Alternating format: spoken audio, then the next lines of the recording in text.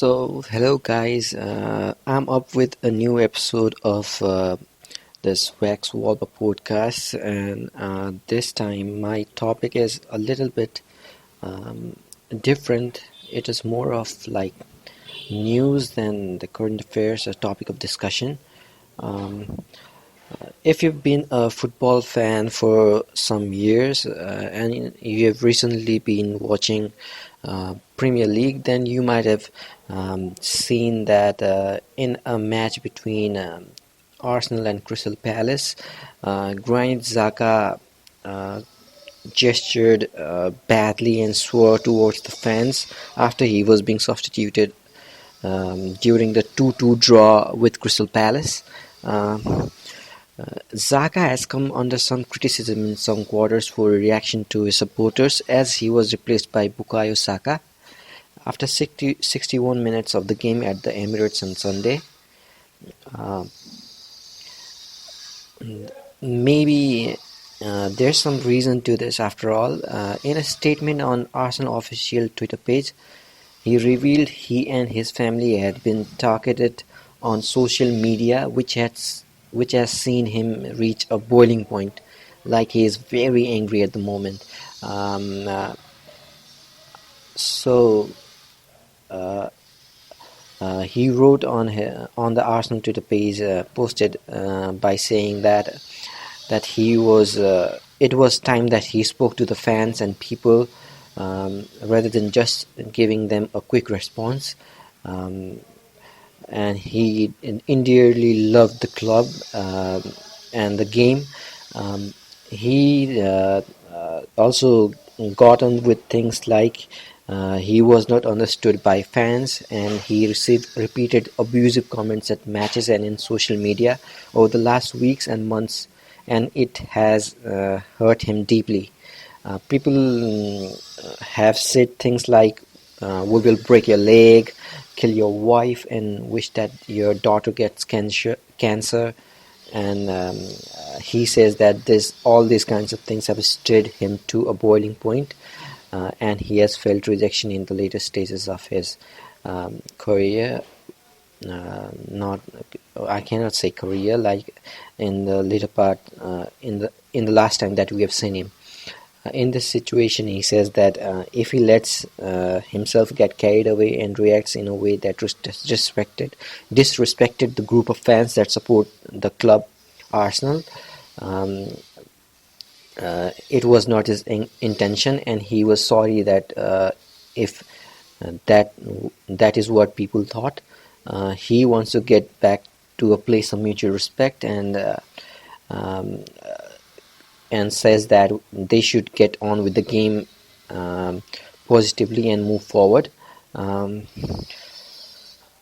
so this has been the topic of discussion for a lot of days, and we have seen these kinds of racial abuse over many years, and racial abuses have been the cause of different problems in relation to different great footballers over the past few years or many decades.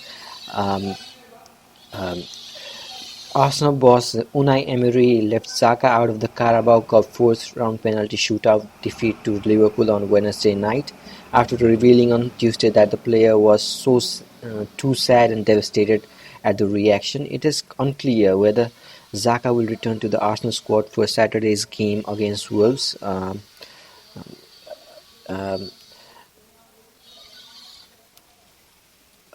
this is a very bad situation that Xhaka is in, and Charlie Nicholas on Sky Sports News also told that it's not pleasant that this reaction, it's a horrible reaction. I'm not a social media man after all because of all the bile that's out there.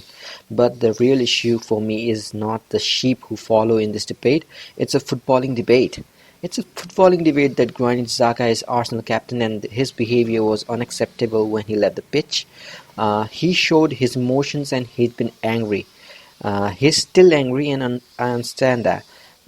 There's a certain amount of sympathy and I feel for him with what he's having to go through, because let's be honest, every footballer makes mistakes, every manager makes mistakes, and fans make mistakes. and they've people have hammered people like Dennis Bergkamp and many great footballers, greater than Granit Xhaka in the past, and that is part and parcel ultimately of being a footballer at the top level.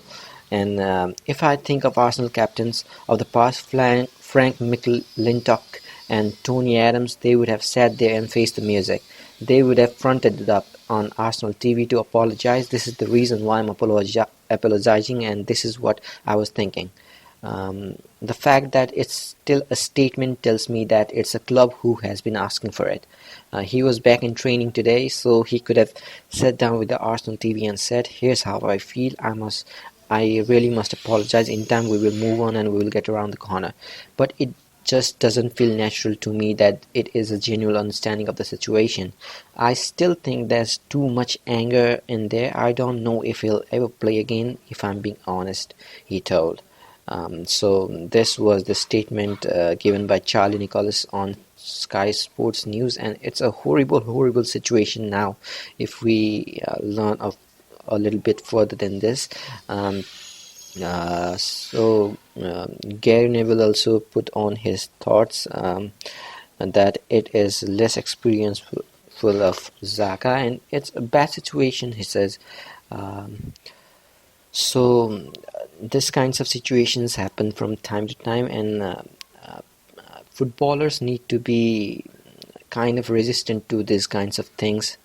I think in my own way, like people need to also be um, uh, responsible and not be racist anymore, because it's a new time and everyone is equal. They were equal in the beginning, and now it is a far better time to show that we are unified by the game and in the name of football every day, by all these kinds of situations of racial abuse and everything. I think that the game is losing its meaning and what it stands for and the flavor it brings to the people um, who watch it. Um, like everyone literally watches football, and um, it doesn't matter what race you're from, what place on earth you live, what do you do. You still watch football and show your fanship to the club that you support. And it is not a matter of where you are from and what you represent that gives you the right to follow a certain club or be in a game or watch a game. In At the end of the day, we are all equal, and we should rejoice in the moment that we are here with all the people in the world to share our moment. And so I think that we should get over with this vlog, and let's just be aware that we do not hurt the people around us, and be generous towards people, and also um, uh, let's not um, let's not discriminate people on the basis of their races and where they are from or what they represent. Let's respect everyone's idea, everyone's place of origin, everyone's race. And so I end this episode of Wax Walba podcast, and stay in tune, stay informed. Thank you very much.